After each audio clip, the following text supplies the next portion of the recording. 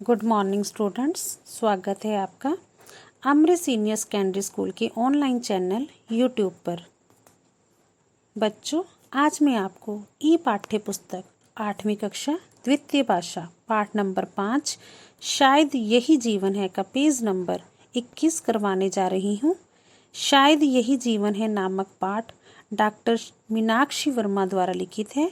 इसमें लेखिका ने परिवर्तनशीलता में ही जीवन है इसका वर्णन किया है।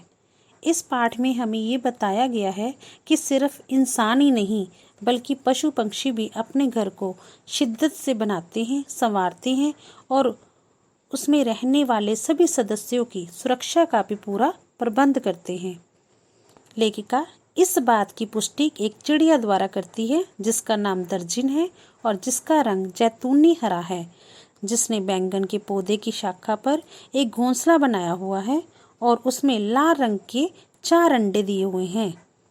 लेखिका का इस बात की प्रतीक्षा करना कि इन अंडों से बच्चे कब बाहर आएंगे और चिड़िया इनका पालन पोषण कैसे करेगी, लेखिका हमें इस पाठ के माध्यम से बताना चाहती है। आओ अब हम पढ़ें पाठ नंबर 5 शायद यही जीवन है का पेज नंबर 21।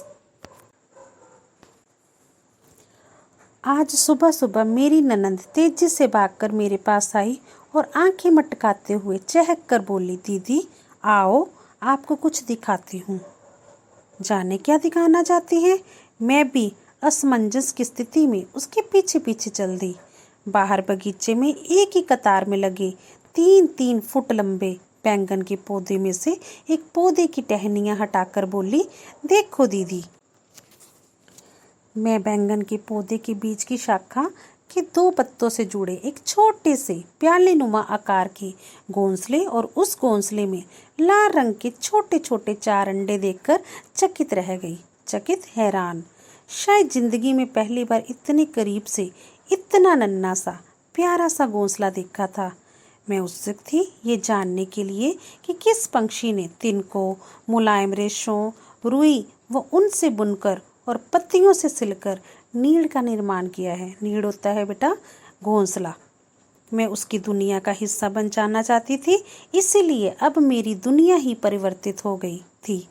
पहले जिन चीज़ों पर ध्यान केंद्रित करने का समय अभाव रहता था, समय अभाव होता है बेटा समय की कमी, और अब केवल वही चीज़ें नज़र आ रही थी।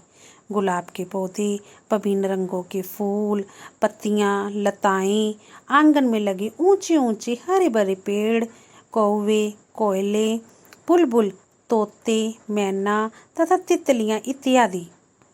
इसी बीच एक छोटी सी चंचल जैतूनी हरी चिड़िया जिसका नाम बेटा दर्जिन था, जिसके नीचे की अंग सफ़ेद जंग जैसे रंग की शिखा, धूम में 2 सुई की तरह नुकीले पर जो तन पर खड़े रहते हैं, बार बार उस घोंसले में आकर बैठती और कुछ देर बाद उड़ जाती। दोपहर को बच्चों के स्कूल से लौटने पर मैंने उन्हें घोंसले, चिड़िया और अंडों के बारे में बताना उचित नहीं समझा कि कहीं वे चिड़िया की उत्कृष्ट रचना घोंसला व अंडे तोड़ न दे। किंतु बाद में मैंने सोचा कि बच्चों को भी तो पंछी जगत से परिचित होना चाहिए, इसीलिए मैंने उन्हें पौधे की शाखाएं हटाकर घोंसला व अंडे दिखा दिए तथा उन्हें घोंसले को हाथ न लगाने की हिदायत भी दी। हिदायत यानी कि उनको ये बताया कि ऐसा काम नहीं करना। बच्चे भी अब मेरी तरह प्रतीक्षा करने लगे, प्रतीक्षा इंतजार कि अंडे में से बच्चे कब निकलेंगे। साथ ही साथ घोंसले में चिड़िया के आगमन होता है कि चिड़िया के आने का समय और उड़ान जाने के समय पर भी वे निगरानी ध्यान रखने लगे। करीब 10-11 दिन तक ये सिलसिला चलता रहा। मामूली सी अनजान चिड़िया अब हमारी परिचिता बन गई थी, परिचिता पहचान वाली। अनेक चिड़ियों को फुदकता देखकर हम सब अपनी चिड़िया पहचान लेते थे। 12वें दिन चिड़िया ने अंडों पर बैठकर अपने शरीर की गर्मी से अंडे दिए थे। अब घोंसले में बहुत ही छोटे छोटे प्यारे प्यारे रूही के फाँव की तरह के 4 बच्चे थे। उन्हें अपलक देखकर मैं फूली नहीं समा रही थी। अपलक पलके झुकाए बगैर और फूला नहीं समा रही कि खुशी मेरी इतनी थी कि मेरे अंदर समा नहीं पा रही थी। मुझे अजीब सी खुशी हो रही थी। अगले दिन तक चारों की आंखें बंद थी। चारों आपस में जुड़े हुए अपनी अपनी खुली चोंच बार बार ऊपर की ओर उठा रहे थे, जैसे खाने के लिए कुछ मांग रहे हों। बेटा पेज नंबर 22। 3-4 दिन तक मैं लगातार उन्हें निहारती रही, देखती रही। वे हर समय अपनी खुली चोंच भोजन के लिए ऊपर ही किए रहते। चिड़िया माँ बार बार उड़कर जाती, चोंच में छोटे छोटे कीड़े मकोड़े व मच्छर लाकर बच्चों के मुंह में डाल जाती। चिड़िया किसी को सामने पाकर सीधा आकर घोंसले पर ना बैठती, सबसे नीचे की शाखा पर फुदकते हुए अन्य शाखाओं से होती हुई घोंसले के पास जा बैठती। रात को दबे पांव जाकर घोंसलों में बच्चों को चिड़िया के साथ निश्चिंत सोया देखकर मैं भी निश्चिंत होकर सो जाती। बेटा ये लेखिका क्या कह रही है कि उसको चिड़िया से इतना लगाव हो गया था कि वह उसकी हर एक छोटी बात की ओर तरफ वह ध्यान दे रही थी और उसको ठीक से पाकर वह भी खुश होती थी। अगला पैरा देखो बेटा। एक दिन दोपहर को मैंने घोंसला देखा तो दिल धक से रह गया। घोंसले से जुड़े 2 पत्ते में से एक पत्ते के टूट जाने के कारण घोंसला दूसरे पत्ते के सहारे उल्टा लटक रहा था। घोंसले से 2 बच्चे भी लटक रहे थे और 2 नीचे मिट्टी में अचेत अवस्था में गिरे पड़े थे, अचेत कि जिन्हें सूझबूझ ना थी।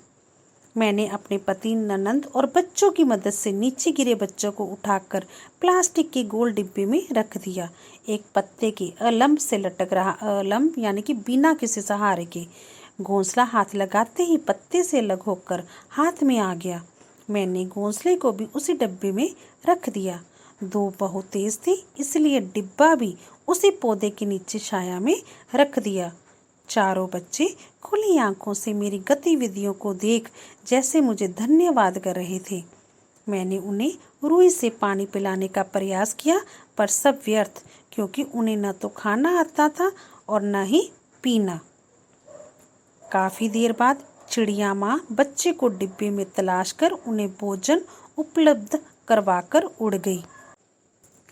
देखा बेटा, आपने पढ़ा कि चिड़िया ने कैसे रूही, तिनकों, मुलायम रेशों और एक को इकट्ठा करके अपना घोंसला बनाया और जिसमें उसमें 4 बच्चों को जन्म दिया।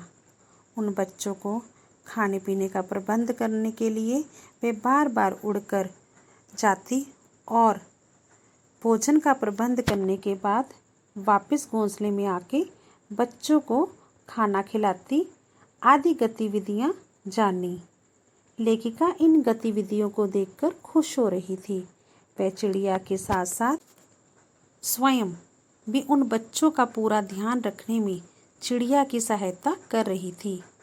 वे बच्चे कैसे बड़े होते हैं और वे कैसे उड़ान भरते हैं, ये पढ़ेंगे हम अगली वीडियो में। अब इसी से संबंधित कुछ वस्तुनिष्ठ प्रश्न आपसे पूछने जा रही हूँ, जिसके उत्तर आपने अपनी हिंदी की उत्तर पुस्तिका में देने हैं और साथ ही साथ अमृत सीनियर सेकेंडरी स्कूल के चैनल को भी सब्सक्राइब करना नहीं भूलना। और ये प्रश्न निम्नलिखित है। पहला प्रश्न देखो बेटा, शायद यही जीवन है पाठ में चिड़िया का क्या नाम है। दूसरा प्रश्न, चिड़िया ने अपना घोंसला किस पौधे की टहनी पर बनाया हुआ था। तीसरा प्रश्न, चिड़िया के बच्चे अंडे से कितने दिनों बाद बाहर निकले।